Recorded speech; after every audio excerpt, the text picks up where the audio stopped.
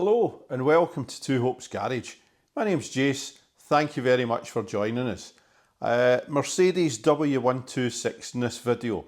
We are going to look at starting to get the transmission out of this so it can go away, get the casing repaired and then start getting this car recommissioned. If you don't want to listen to me waffling for the next minute or so, don't switch off. Cut straight into the video. It's all chaptered. You can see what bits you're fancying in there and have a wee skeg at that. Alternatively, you can listen to me for another minute or so.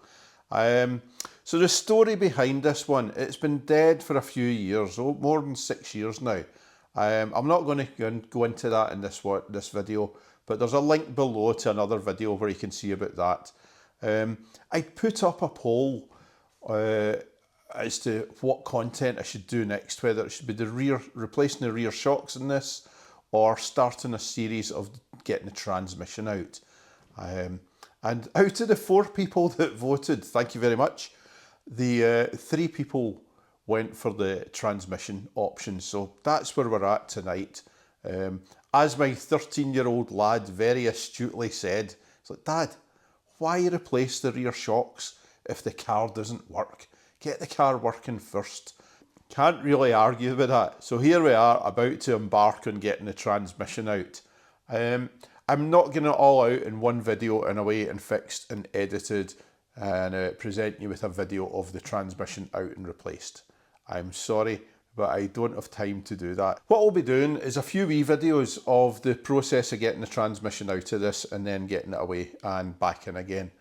And just getting videos of it as and when I get time to attend to the car.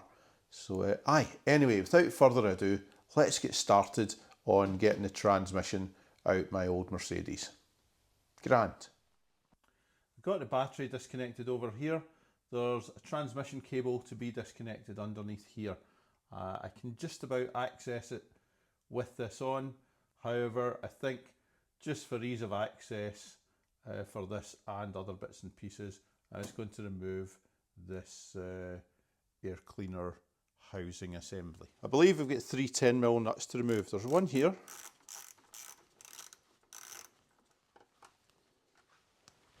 Another one in here.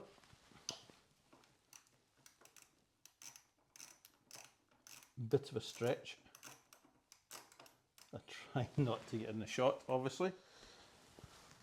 And lastly, there's a wee sneaky one just in at the side here. So pop that one off. There we are. We'll also pop this pipe off, going down onto the rocker cover. It should just pull straight off the top, like so.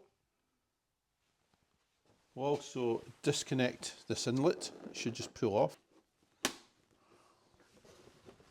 That's that off. So the housing is just currently sitting on the spigot here, as well as the 2 mounts over there. Obviously the nuts are off. This is disconnected. This is disconnected. And in theory, this should just pop off nice and easy. I've tried this a couple of times already. In practice, the seal around the bottom of the air filter housing, where it mates onto the fuel distributor, it's been sitting there for years. It does not want to part company. In theory, just lift on this edge here and it will pop right off. In practice, it doesn't come off quite as easily as that. But it will come off. Don't worry, you're not breaking anything at the moment. It's just a tight seal. Well, in practice, you might be breaking something. And it will lift off, honest. There we go. There we are. So here's the culprit here. This seal here has got a real good grip around here. As you can see, it's left a bit of rubber behind. That's what keeps it on so solidly. I thought there was another bolt I'd missed or something. No, it was just the seal on this. So persevere with it. it will come off. So pop that safely away somewhere. What I will do is, I'm not wanting all manner of stuff to go in here, is pop a glove off it over that just now. This is a tight glove. There we are, just to keep any detritus out of there. So here's a transmission Bowden cable just here. We're looking to unclip that ball socket there, and then focus, get those arms to compress and just pull the item through the bracket. What I'm going to use for this is an old trim tool I made out of some offcuts of Aircraft Alley and a bit of heat shrink, and I reckon that it'll be just a job to get under here and lever up or twist.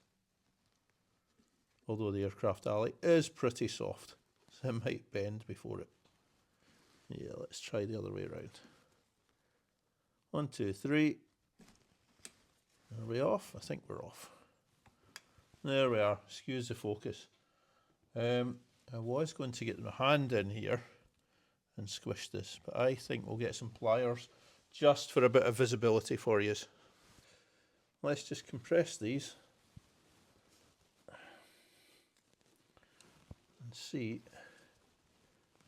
There we go. That just shoves straight through. Give that a bit of a pull. There we are. And that's our cable disconnected and ready to take away with the transmission. Grand. So next up, and bear with me with the handheld action, we've got the 6mm Allen bolt that locates the dipstick tube. We want to get that slackened off, which might be a wee bit tight. It's not bad. I did put a wee bit of croil on there. One 6mm Allen bolt. And that should have loosened off a wee bit. So I'll pop the bolt safely away. The dipstick, I will remove this before I take the transmission out. For the moment, I'm going to leave it in there just to stop stuff getting in there. But this will be taken out before the transmission comes out. So yeah. Next up, we're just going to loosen the fan shroud at the radiator. So there's a couple of clips. These ones here. Aye, there's our clip. Let's pop a screwdriver under it. There we go. Remove that one there. And on the other side, we've got one just down here. I've already loosened this one off with the radiator. I have already loosened this one off with a screwdriver. It was fairly tight. Now, let's pop that out of place, hopefully. There we go. There we are. Once the two clips are out, you can lift the fan shroud up here. It just pops off and it's free to move.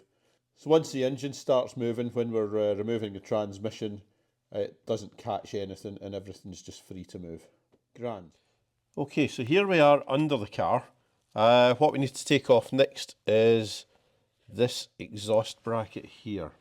You see the transmission pan just here, and it mounts onto the transmission there. You'll see a couple of 13mm bolts just there with large washers.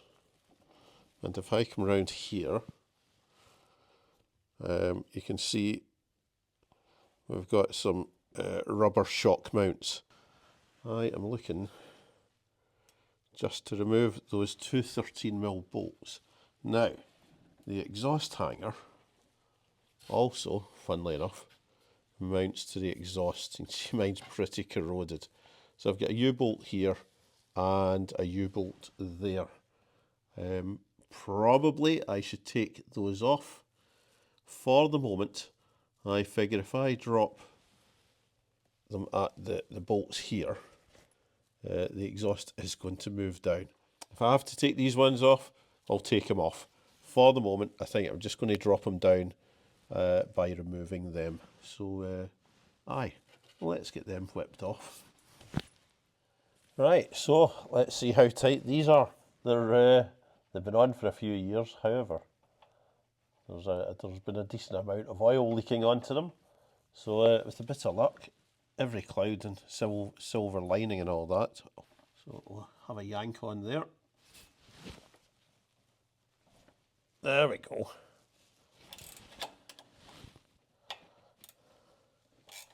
Oh, seems pretty loose now. And let's get its pal next door to it. Oh, you've got to love a rat ring. So hopefully this will just pop off here. Like so. Everything seems suspiciously free and easy. Okay. So in theory,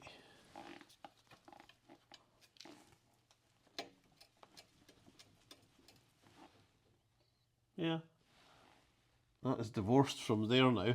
I would say once the exhaust starts coming off in other places, that is free just to slide down. Yeah, let's crack on elsewhere. Right, this big silencer towards the rear, I had a wee bit of a struggle with this till I sussed out what was going on. I thought I was being daft, so I got it off the hanger, off camera, I'm afraid. But from this side, this arm comes in and points down like so, and you can see the tang of the arm pointing down there. The one attached to the chassis is similar, but it comes in and the tang points up the way. I thought this bit actually had went through up as well. Essentially this is released at the moment. You can see it's still resting on the rubber, but it is free to drop. The rubber's behind the tang there. So if I get a screwdriver in, you'll be able to see. You see essentially that's just sitting free of that just now. I'll just tuck that behind, because the rubber has a tendency to pop over there and work its way back along. So that's ready to pop off. I know it doesn't look it, but it is. So we'll work our way back to the next couple of donuts, and we'll get a bit of lashing tape in just to hold the exhaust up. Right, the next exhaust hanger down the way was this one here. You can see the two hooks just in front of the drive shaft there. No finesse really. This one here, you can see it's pretty bad. I just went medieval and cut the thing out the way rather than anything else. So the next couple of hangers are just down the way there at the tailpipe. So let's make our way down there. So there's one of our donuts that holds the tailpipe on, and we'll come around here and you'll see the second one. Excuse the light and the rusty tailpipe. Now, I'm no Boy Scout, but I've tied the tailpipe up there. Time will only tell if that's going to hold it once I start. I'm just going to cut these. Rather than finessing things, they're going to get replaced and they're both going to get cut. So yeah, here we go. So that's both the exhaust rubbers at the back cut off now. My bit of lashing tape was surprisingly effective and managed to stop the exhaust from dropping down too much. If anything, I'd actually been hoping for it to drop down a little bit more. You'll see when we get down to the heat shield, which was the whole point of dropping the exhaust, that yeah, we could still do with a wee bit of room. So we'll make our way down to heat shield and start removing that. I've got my trusty 13mm rat ring. The two rear fasteners are 13mm nuts on studs. They've probably been the most exposed to the elements. However, they look grand. The fasteners are in great condition. So yeah, I'll show you these once we've got them removed. I'm just placing them in the order they come off in. Considering that this car's 34 years old, and it's not really high mileage, but it's got about 105, 106,000 miles on it. These are coming out remarkably well and they're in remarkably good condition. You take these 126s apart, they really are well built. I'm always impressed. Definitely a high point for Mercedes build quality. I think now the luxury is based on gadgets rather than high quality building materials. There's another one out. How easy are these to come out? Bolts that have been sitting there, bolts that have been sitting there for over 30 years.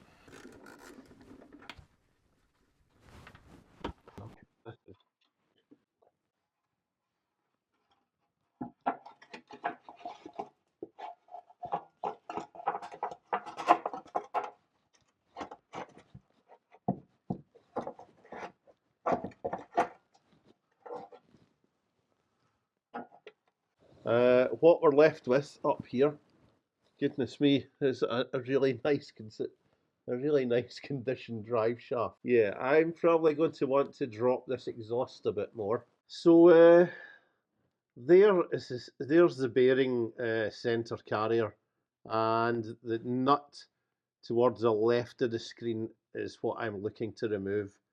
I'm just looking at the condition of stuff in here, and it's just brilliant. Absolutely chuffed to bits with how well these things are built. Let's knock it in the head at that for the moment. Grand. Look at how nice it is. So that's the Mercedes underway at last.